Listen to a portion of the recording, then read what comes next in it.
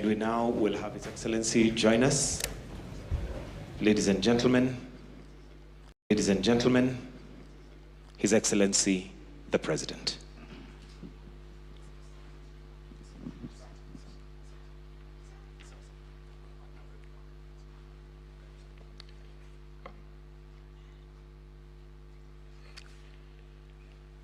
Fellow citizens, it is with deep sorrow that I inform the nation of the passing on of the Right Honorable Raila Amolo Odinga, our former Prime Minister, Kenya's foremost statesman, and one of Africa's greatest sons. Kenya, Africa and the world mourn the passing on of a giant of democracy, a fearless freedom fighter, and a tireless warrior of good governance. Raila Amolo Odinga's name will forever be etched in the story of our republic, a story of struggle, sacrifice, courage, rule of law, hope, and of our pursuit for excellence. For decades, Raila dedicated his life to the pursuit of justice, equity, and freedom. He endured detention and persecution so that this nation might know and enjoy democracy. He championed reforms that gave birth to the rights and freedoms we hold dear today. His voice spoke for the oppressed.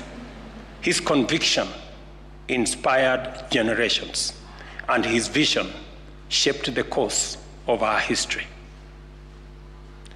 Raila Amolo Odinga is truly a once-in-a-generation leader, a man whose ideals transcended politics and whose legacy will shape the destiny of Kenya for generations to come.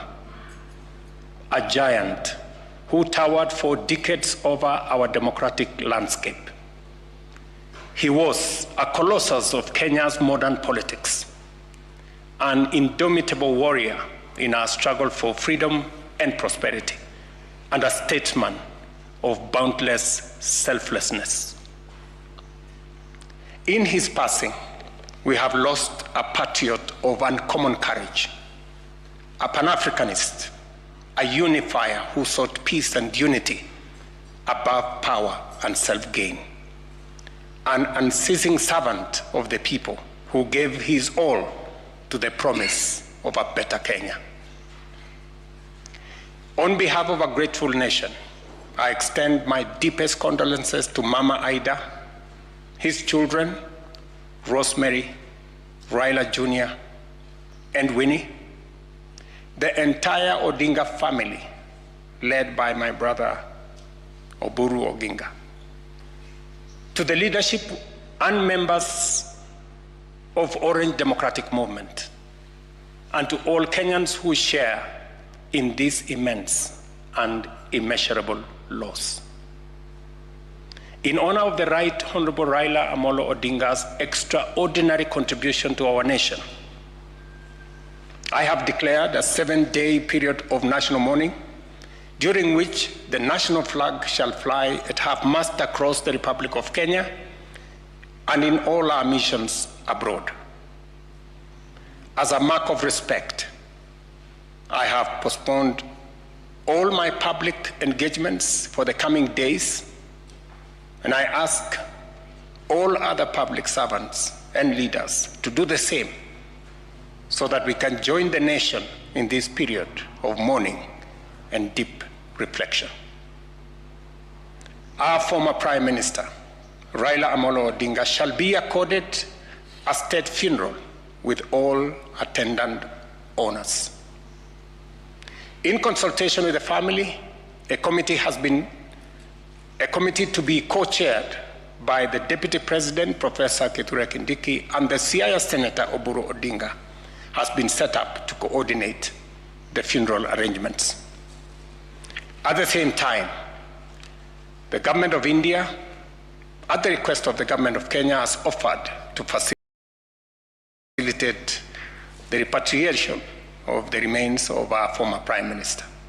Consequently, a delegation comprising government officials and family members, led by Prime Cabinet Secretary Musalia Mudavadi, is leaving immediately for India to facilitate proper organization in the repatriation of the remains of our brother, the Honorable Raila Odinga.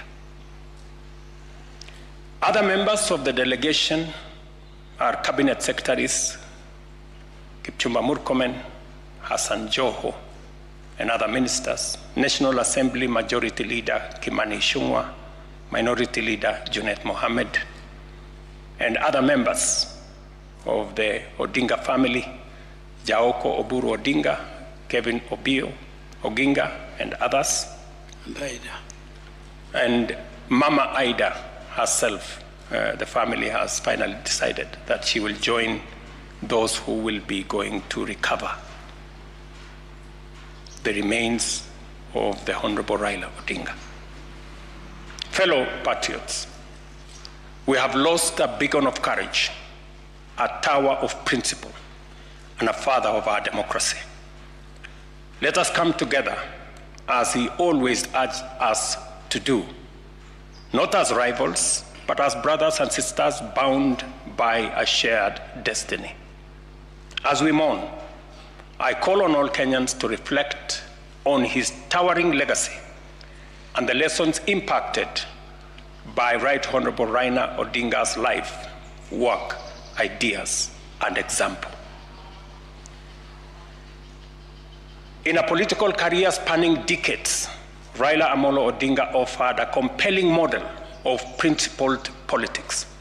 And at a critical moment in our nation's journey, he always put Kenya first before individual or personal interest.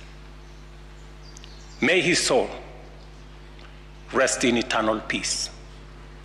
May God comfort his family. May God bless Kenya. I thank you.